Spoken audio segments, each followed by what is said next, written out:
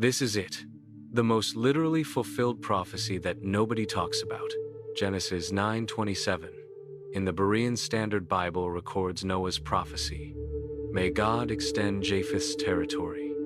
May Japheth dwell in the tents of Shem. 4,000 years ago, a possibly hungover Noah predicted that Japheth's descendants would not only expand globally, check, they did, but would enter into the spiritual blessings of Shem's line. Today, I'm going to show you how this prophecy shaped the last 2,000 years of human history and why it matters for your faith right now. Let's set the stage. Shem's line gave us Abraham, Isaac, Jacob, and ultimately Jesus. The covenants, the promises, the Messiah, all through Shem, the Jewish people, the guardians of monotheism and divine revelation, Shem's descendants. So what does it mean for Japheth to dwell in Shem's tents? It means Gentiles, primarily from Japheth's line, would enter into the Jewish covenant blessings. They would worship the God of Abraham. They would follow a Jewish Messiah. They would inherit promises made to Israel. Look at what actually happened. Where did Christianity explode after many Jews rejected it? Europe, Japheth's territory. Paul's missionary journeys trace a Japhetic map. Asia Minor, modern Turkey. Macedonia, Greece, Rome, the churches he planted. Philippi, Thessalonica, Corinth, Ephesus, all in Japhetic territories. The 7 churches of Revelation, all in Japhetic Asia Minor. It's like God highlighted Japheth's lands with a spiritual marker. But here's what's mind-blowing. Japheth didn't just enter Shem's tents. He became the primary resident and caretaker. For almost 1,500 years, European Christianity was the form of Christianity. When Islam conquered much of Shem's and Ham's territories, European Christians preserved biblical manuscripts.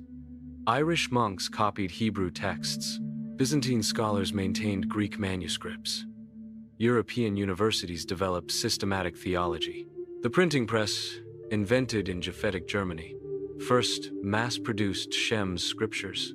Think about the languages involved. The Old Testament was written in Hebrew, Shem's language, but it was preserved in Greek, the Septuagint, Javan's language. The New Testament was written entirely in Greek. It spread through Latin, Rome's language. The Reformation happened through German, Gomer's language. Today, it spreads globally through English, also from Gomer's line. Japhetic languages became the vessels for Shemitic revelation. Here's something that should give you chills.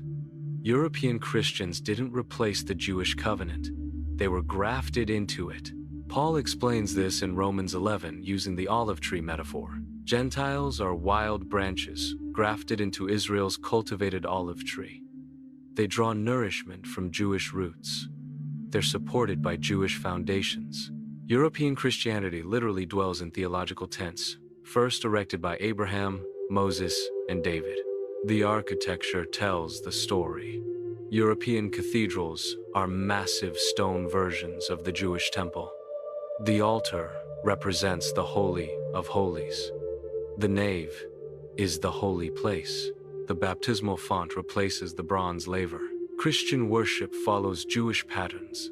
Readings from scripture, like synagogue. Prayers, like the Shema. Songs, like psalms. Sacred meals, like Passover becoming communion. Japheth didn't build new religious tents. He moved into and expanded Shem's existing ones. But let's be honest about the dark side. European Christianity often forgot it was dwelling in someone else's tents.